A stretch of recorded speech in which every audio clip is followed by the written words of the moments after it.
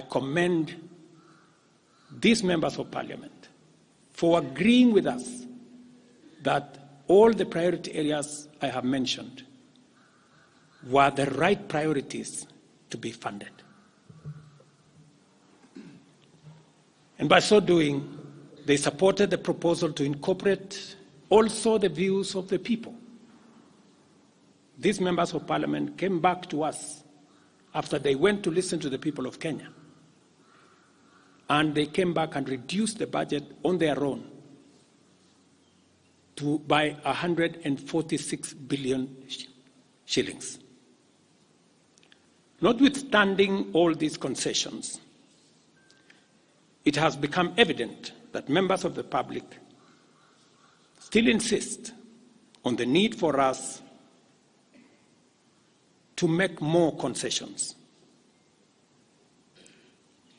And because I run a government, but I also lead people, and the people have spoken, I am grateful to all the members of the National Assembly who voted yesterday affirmatively for the Finance Bill 2024 as amended on the floor of the House to incorporate the views generated through public participation. And following the passage of the bill, the country witnessed widespread expression of dissatisfaction with the bill as passed, regrettably resulting in the loss of life, destruction of property, and disintegration of constitutional institutions. On my own behalf, and on behalf of these members and many other Kenyans, I send my condolences to the families of those who lost their loved ones in this very unfortunate manner. Consequently, having reflected on the continuing conversation around the content of the Finance Bill 2024, and listening keenly to the people of Kenya, who have said loudly that they want nothing to do with this Finance Bill 2024, I concede, and therefore I will not sign the 2024 Finance Bill, and it shall subsequently be withdrawn, and I have agreed with these members that that becomes our collective position.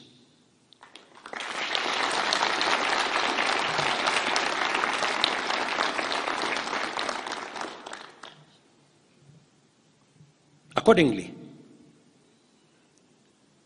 there is need for us as a nation to pick up from here and go into the future. And I am therefore proposing that because we have gotten rid of the Finance Bill 2024, it is necessary for us to have a conversation as a nation going forward. How do we manage the affairs of the country together?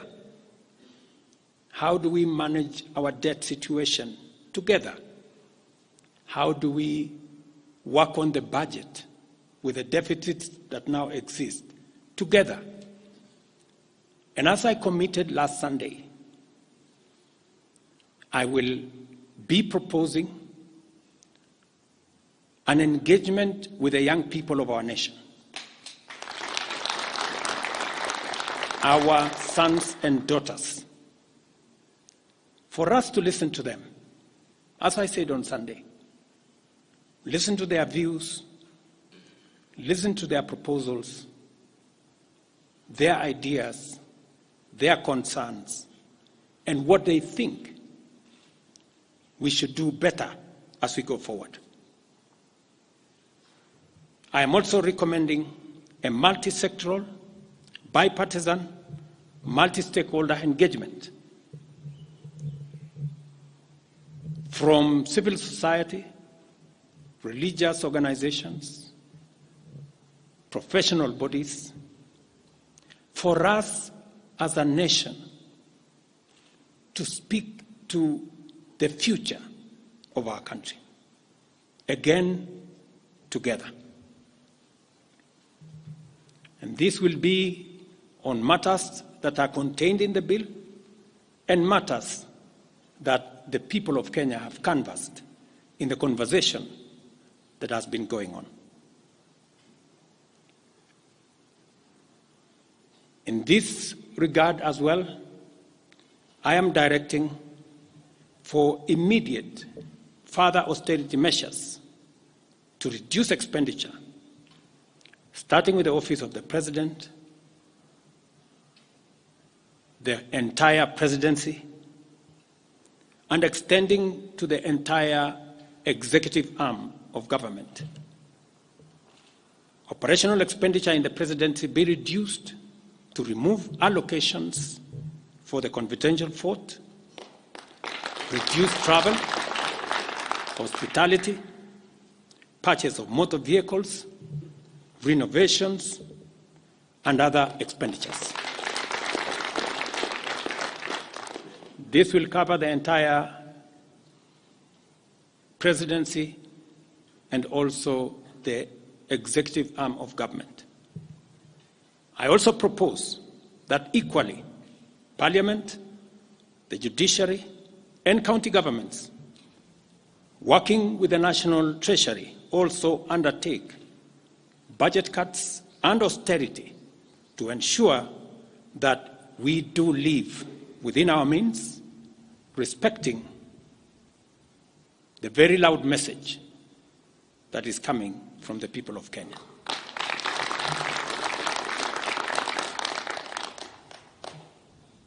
And let me confirm that I have discussed with many stakeholders. I will be meeting some of them shortly after this meeting on charting a way forward that makes sure that we carry the whole nation in this very important journey as we go into the future as a country. Let me also confirm that as we deal with austerity, the loud message on dealing firmly, decisively, and expeditiously with corruption is a matter that we have discussed and we have agreed that it will take the front banner as we go into the future. We will continue to do this and carry out this very important conversation. And I want to remind us that we should proceed within the foundational principles upon which our nation is founded, namely constitutionalism, adherence to the rule of law, and respect for constitutional institutions. We must continue to operate within the parameters of the law. I thank you.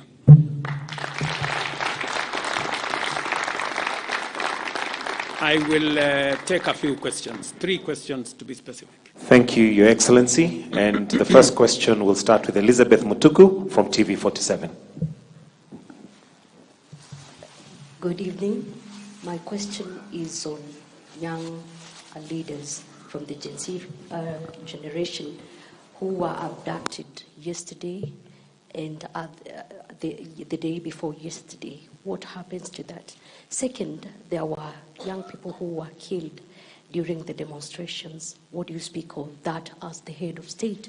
Thirdly, how do we move forward on the budget cuts, especially now that you've said that we're going to have austerity measures, yes, but how then do we secure development?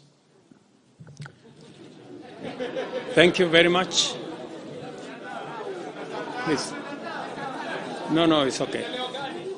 So I have said young people, 6 to be exact, 6 people yesterday lost their lives. Very unfortunately, they shouldn't have lost their lives. And I have said it is a very unfortunate situation. I wish that would not have happened. And there is a framework that will make sure that those 6 Kenyans who died yesterday will be accounted for. Number 2, I did promise the country that there will be no extrajudicial killings going forward. And ever since I came into office, there is not one incident of extrajudicial killing. What you said about abduction are statements that were attributed to some of our civil society groups, but all the people they mentioned have since been found in police custody, and those that were already processed were already released. On the matter of development that you have said, minus the finance bill, it means that some of the development programs amounting to 200 billion shillings, we will have to cut down, to delay them. They will have to wait, some of them, for next year. We will try it again. We will try next year to find some money. Some of them we will have to cancel, because that's the nature of things. And it is because the people of Kenya have spoken loudly that they want a leaner budget for us as a country. Question number 2. We'll take the next question from Busara, K24. Naam, swali langu la kwanza ni wazi kwamba matumaini ya vijana wa Gen Z na baadhi ya Wakenya kwa wabunge yamepungua kabisa ama hata yamepotea. Kwa hivyo kama rais, unachukua hatua gani kuhakikisha kwamba tunawahusisha vijana katika maamuzi muhimu, hasa katika masuala ambayo yanalenga taifa ama ujenzi wa taifa? Swali lingine, je, utahakikisha vipi uwazi katika mpango wako wa kupunguza matumizi serikalini? Maana umesema kwamba kuna austerity measures. Je, kutakuwa na transparency? Na swali la mwisho, ningependa kujua kama pengine kutakuwa na fidia kwa wale ambao walifariki, ama hususan kwa familia kwa wale ambao walifariki hapo jana, na je, serikali itasimamia malipo ya wale ambao hospitalini hivi sasa wanapokea matibabu kutokana na majeraha waliopata hapo jana? Asante. Thank you very much. About 214 Kenyans were involved in various skirmishes, and many of them went to hospital. 95 of them were treated and released. Some of them, I think one is still in ICU, and others, I think 14, the minister is here, are still in hospital. But majority of them were treated and released yesterday. As I have told you, on those who lost their lives, there will be a mechanism of how they will be accounted for. On the young people whom you have said, how do we listen to them? Let me say the following. Number one, I did make a very clear, determined program to create opportunities for young people to work. It was in our manifesto. It is in my plan. As I talk to you, 3 of the programs are going on.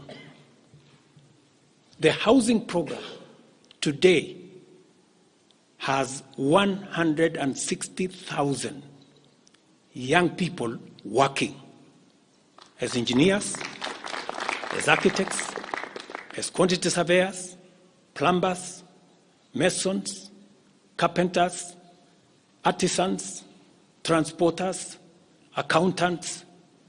we have 160,000 young people working, because I did take the decision that if we don't deal with millions of young people out of school, out of college, who have certificates and they don't have jobs, they will soon become a very big challenge for us as a country, as we are witnessing at the moment.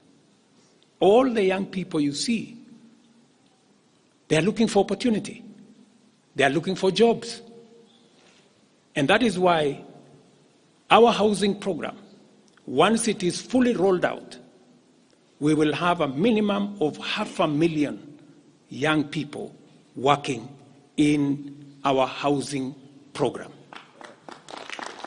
Number two, I have been very clear on making sure that additional to our housing program is our digital infrastructure, the digital superhighway, the digital hubs, and the whole ecosystem of what we are doing in creating digital jobs. I was in Ruiru with Honorable Kingara, who's right there, not more than a month and a half ago, launching a hub that will hire 4,500 young people under CCI. In this budget, we had added 10 billion shillings to CDF for them to be able to construct ICT hubs in each ward in the Republic of Kenya. That would give opportunities for 200 to 300 young people in every ward to access internet, to be trained, to have a hub, and to monetize their digital skills. We will still find another way of implementing this plan, even if we have to cut back on CDF, if that is what is going to happen. Again, because we believe that young people deserve opportunity. As I talk to you, we've just concluded 3 bilateral agreements, one of them with Germany, on export of labor. Because we have negotiated with many countries who are interested in the high skills of Kenyan labor. And we have an ecosystem, we now have a plan on how we are going to make sure that the young people in Kenya get opportunities to work either in Kenya or outside Kenya. In fact, just last week, I saw